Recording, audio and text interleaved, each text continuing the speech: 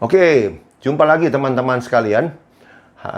Hari ini saya berbicara lagi sedikit mengenai vitamin D. Sumber polemik kita sebenarnya salah satu adalah kriteria laboratorium. Ya, karena kriteria laboratorium yang dipakai di Indonesia itu adalah menurut Endocrine Society. Ya, kriteria ini sebenarnya di Amerika sudah sangat dikritik, ya, sangat dikritik. Kriteria ini dibuat di tahun 1960-an. Kita lihat kenapa dikritik ya. Jadi nanti bisa diperjelas ya, tapi pada dasarnya dibagi begini. Kalau kadar darah di bawah 20 nanogram per mililiter itu dikatakan defisien. Kurang ya. 20 sampai 29 nanogram per mililiter insufficient, tidak cukup. 30 sampai 100 sufficient, cukup. Di atas 100 potential toxicity. Jadi kalau ada pertanyaan, berapa kadar yang normal? Saya mau kadar saya normal. Berapa itu? Tidak bisa menjawab ini. Karena tidak ada kata normal di sini. Ya kan? Yang ada juga cukup 30 sampai 100 cukup. Di atas 100 potential toxicity. Kemungkinan keracunan. Sesuatu yang mungkin loh. Jadi kata-katanya ini bermain kata-kata yang tidak pasti begitu ya. Padahal kalau kita bilang 30 sampai 100 cukup, saya nggak mau cukup. Kalau misalnya contoh ujian, mana mau kita cukup? Kita mau yang terbaik, yaitu normalnya paling tinggi begitu. Ya, makanya datanglah kriteria lain sebenarnya.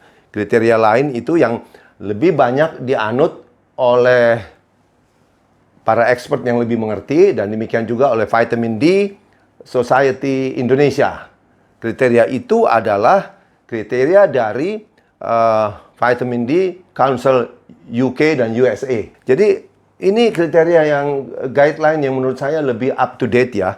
Ini menurut Vitamin D Council USA dan kita juga endorse oleh Vitamin D Society Indonesia. Jadi dikatakan kalau yang defisien kurang itu 0 sampai 40 nanogram. Sufficient itu 40 sampai 80. Tetapi ini yang dicari orang, normal atau high normal. Normal tinggi yaitu 80 sampai 100 nanogram per mililiter. Sekalian saya menyinggung bahwa yang dianggap toksik itu di atas 150. Sekali lagi ya, padahal sebenarnya secara teori kita tahu hasil penelitian itu yang toksik itu adalah 300. Tapi secara arbitrary ditetapkan 150 supaya ada margin of safety yang lebih lebar. Ya, bahkan ada kriteria lain dari Judson Somerville, ini seorang dokter di Texas, USA ya. Dia mengatakan malah clinical optimal blood level itu 100 sampai 140. 100 sampai 140. Jadi memang seperti dalam hidup itu kan selalu ada pilihan. Silahkan teman-teman sekalian mau pilih berapa.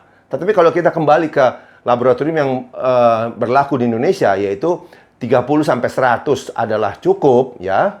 Padahal kalau kita interpolasi dengan kriteria dari Vitamin D Council USA yang mengatakan bahwa high normal atau optimal kata lainnya adalah 80 sampai 100. Jadi sebenarnya tidak terlalu menyimpang. Jadi yang cukup menurut Vitamin D Council yang cukup menurut Endocrine Society atau laboratorium di Indonesia adalah 30 sampai 100. Padahal jangan dekat-dekat 30, lebih baik di dekat puncaknya yaitu 80 sampai 100. Jadi tidak terlalu menyimpang. 80 sampai 100 inilah yang dikatakan high normal atau optimal. Karena sebenarnya kenapa dipakai kriteria 30? Itu awalnya 30 itu adalah cukup untuk melawan penyakit rickets. Ingat penyakit rickets pada anak-anak di tahun 1800-an akhir itu tulangnya menjadi lunak karena vitamin D-nya rendah. Jadi di dalam bidang ortopedi memang untuk melawan rickets dan untuk kesembuhan patah tulang diperlukan darah vitamin D3 itu kira-kira 30 sampai 40. 30 sampai 40. Nah, tetapi untuk kepentingan lain, untuk meningkatkan imunitas terhadap bakteri, terhadap virus seperti untuk COVID sekarang, untuk melawan berbagai jenis kanker, untuk melawan berbagai jenis penyakit kardiovaskuler jantung, itu tidak cukup cuma 30-40, tetapi dianjurkan 80 sampai 100. Itu sebabnya kita kembali juga kepada polemik lain. Polemik lain menyebutkan bahwa apakah semua orang perlu minum suplemen vitamin D3? kenyataannya demikian, bahwa studi sudah menunjukkan bahwa sumber vitamin D itu kan ada 3. Matahari, diet atau makanan, dan suplemen vitamin D3. Matahari itu tidak segampang itu untuk mendapatkan vitamin D kita melalui matahari, karena ada 11 faktor. Yang mau saya sebut adalah faktor umur. Di atas umur 40, apalagi di atas umur 60 seperti saya, kemampuan kulit kita membentuk vitamin D dari sinar matahari sangat menurun, tinggal 1/4 daripada orang muda. Ya, selain itu juga ada hambatan adalah jam jemur, karena kalau mau optimal itu jam 10 sampai jam 2, bahkan menurut Michael Holick dari Boston yang sudah melakukan penelitian di Jakarta tahun 2012, itu jam 11, jam 1. Sebenarnya patokannya kalau untuk jemur itu adalah pada saat Anda berjemur di bawah matahari, Anda lihat yang baik adalah tidak ada bayangan Anda. Yang masih bisa menghasilkan vitamin D, masih ada ultraviolet B-nya, itu adalah apabila bayangan Anda itu ada tapi lebih pendek dari tinggi badan Anda. Itu makanya Michael Holick bilang di Jakarta jam yang terbaik adalah jam 11 sampai jam 1. Dan kemudian juga ingat, ada faktor warna kulit. Jadi menurut Fitzpatrick, manusia dibagi 6 warna kulit. Bule tipe 1. Kalau yang kulit hitam itu tipe 6.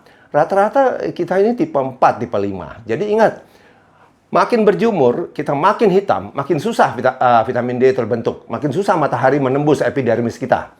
Jadi bukan soal lebih hitam atau lebih putih, tetapi karena adanya lapisan melanin di kulit kita, itu menghambat masuknya matahari, sehingga menghambat juga pembentukan vitamin D. Jadi sekali lagi, saya bukan dokter yang anti sinar matahari ya. Mungkin banyak dokter kulit yang anti. Saya bukan dokter kulit. Saya tidak anti sinar matahari. Matahari akan banyak gunanya asal kita tahu menggunakan dengan cara yang tepat, karena ada 11 faktor tadi. Ya, moga-moga penjelasan ini membuat kesalahpahaman, kesimpangsiuran ini menjadi lebih jelas. Terus harapan saya tentunya kalau Bapak Ibu teman-teman saya putuskan saya hanya dari sinar matahari, boleh saja, coba saja. Anjurannya tetap patokannya adalah periksa darah. Misalnya Anda jemur terus, kemudian periksa darah. Asal ingat, hambatannya adalah apabila terjadi kemerahan atau mulai terjadi sunburn, produksi vitamin D di kulit Anda oleh sinar matahari berhenti. Itu, jadi kita tidak bisa memaksakan untuk produksi banyak. Karena begitu mulai kebakar, selesai, vitamin D tidak ada. Tapi kembali lagi, pilihan hidup itu kan masing-masing. Silahkan yang mau berjemur, silahkan. Yang mau makan, silahkan. Walaupun penelitian sudah mengatakan bahwa dari makanan hanya bisa menyumbang 15-20% kebutuhan total vitamin D.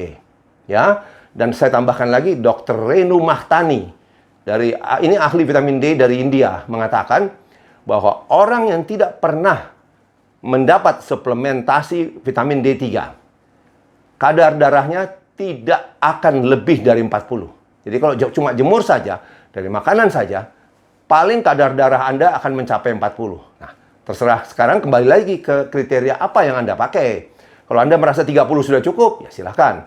Kalau saya akan pilih yang terbaik, yaitu kadar yang disebut normal high, yaitu harus 80 sampai 100, di mana itu tidak mungkin dicapai hanya dengan berjemur. Semoga ini menjelaskanlah kesalahpahaman, kebingungan.